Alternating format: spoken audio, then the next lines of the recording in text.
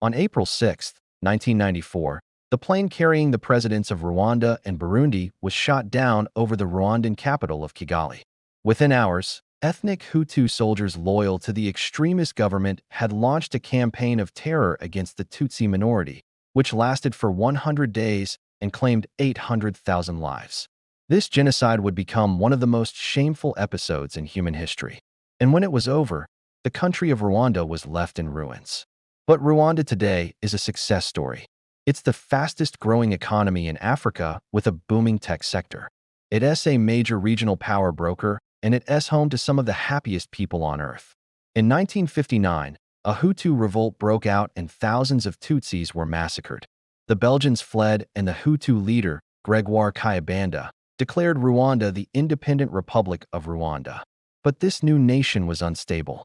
On April 6, 1994, the plane carrying Presidents Juvenal Habyarimana of Rwanda and Cyprien Ntaryamira of Burundi was shot down over Kigali International Airport. Entire families were hacked to death in their homes with machetes. In a matter of months, Rwanda had gone from being one of the safest nations in Africa to the most murderous. The international community was widely condemned for standing by and doing nothing as the genocide unfolded. The United Nations had a peacekeeping force in the country at the time, but they were vastly outnumbered and outgunned. Instead of succumbing to despair, the Rwandan people came together and began to rebuild their country. These were traditional Rwandan courts that used community justice to try minor offenses. The genocide had left a deep sense of trauma and mistrust among the Rwandan people. The NURC was created to promote national unity and reconciliation among the different ethnic groups in Rwanda. They ran educational programs, organized memorials, and provided counseling to genocide survivors.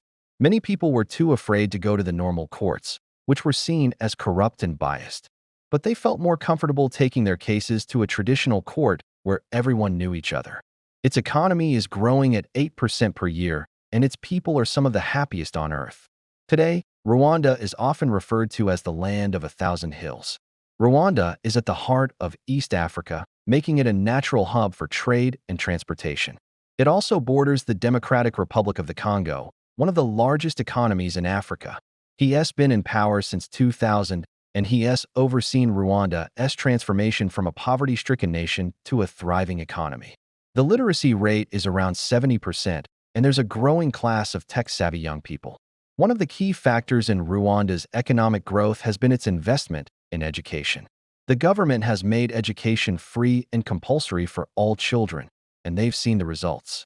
Thank you so much for watching, and see you in the next video. Agriculture accounts for around 30% of Rwanda's GDP, and the government has been investing in new farming technologies. This has helped to increase agricultural productivity and improve the lives of rural Rwandans.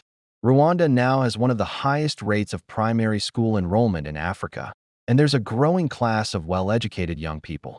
He's also been a strong advocate for regional integration and stability. It's a beautiful country with lush green hills, rolling grasslands, and dense tropical forests. The government has built new roads, airports, and schools across the country. This has made it easier for people to do business, and it's attracted foreign investment. Most of them spent the genocide cowering in their barracks. Pregnant women were cut open and babies were tossed into the air and caught with bayonets. They gave Hutus and Tutsis a chance to confront each other and begin the healing process. In total, 12 million cases were heard by the Gacaca courts, which accounted for 95% of all criminal cases in Rwanda. Instead of emphasizing ethnic differences, the Rwandan government began to emphasize what Rwandans had in common. But Rwanda is a success story.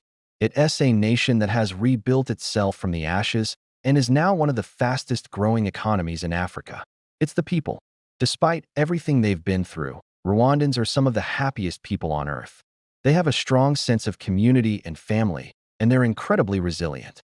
This helped to create a sense of national unity and pride. He was the Prime Minister of Rwanda during the killings, but he was able to flee to Kenya before the Rwandan Patriotic Front, a Tutsi rebel group, captured the capital. In 1998, he was found guilty of genocide and crimes against humanity and sentenced to life in prison. Men, women, and children were burned alive in their homes or hacked to death while trying to flee. These massacres would continue for 100 days, ending on July 15, 1994. Both leaders were killed, as were many high-ranking government officials.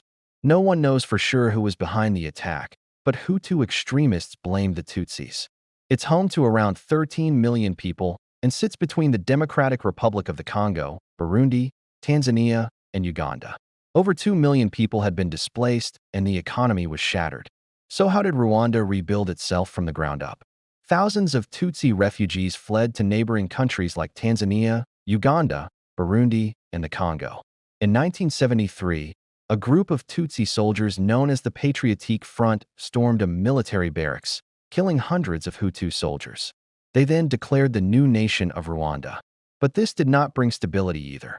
Throughout its history, the country has been home to several different ethnic groups, including the Hutu, Tutsi, and TWA.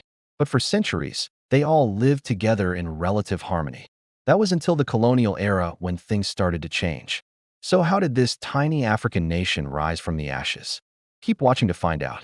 The Belgians favored the Tutsi minority because they were taller and more racially similar to the white colonists.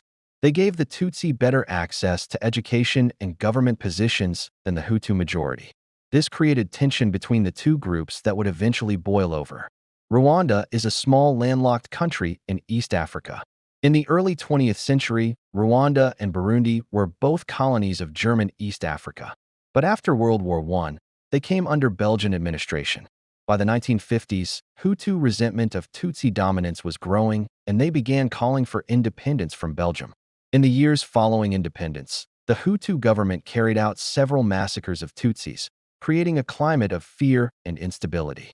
The next 2 decades were marked by civil war, terrorism, and human rights abuses. Then came the Rwandan Genocide. Within hours, Hutu soldiers and government officials began carrying out a systematic campaign of terror against Tutsis and moderate Hutus across the country. When it was all over, an estimated 800,000 people had been murdered. That's around 10% of Rwanda's population. In the end, only one person was held accountable for the genocide, a Hutu extremist named Jean Kambanda. But it wasn't just the loss of life that devastated Rwanda. The country's infrastructure was in ruins. In the aftermath of the genocide, the world feared that Rwanda would descend into chaos and instability once again. But something remarkable happened. One of the first things they did was to establish the Gacaca courts. These community courts were also an important step towards reconciliation. Another important step was the establishment of the National Unity and Reconciliation Commission, or NURC. But perhaps the most important thing the NURC did was to create a new national identity. But it wasn't easy. There were still many people who clung to ethnic identities and refused to forgive. But over time, things began to change. But it's not just the natural beauty that makes Rwanda special. Today, Rwanda is a major regional player and a model of stability in a turbulent part of the world. There are many reasons for Rwanda's success. One is the strong leadership of President Paul Kagame. Another reason for Rwanda's success is its strategic location. A third reason for Rwanda's success is its people. Rwandans are hardworking and educated people. So how did Rwanda go from being a poverty-stricken nation to one of the fastest-growing economies in Africa? Another factor in Rwanda's economic growth has been its investment in infrastructure. A third factor in Rwanda's economic growth has been its focus on agriculture. It's one of the poorest countries in Africa, and its people are still recovering from the trauma of the genocide. Despite its many accomplishments, Rwanda still faces challenges. If you want to learn more about Rwanda, we highly recommend checking out the additional resources. Subscribe, like, comment on our YouTube channel Afrorize TV.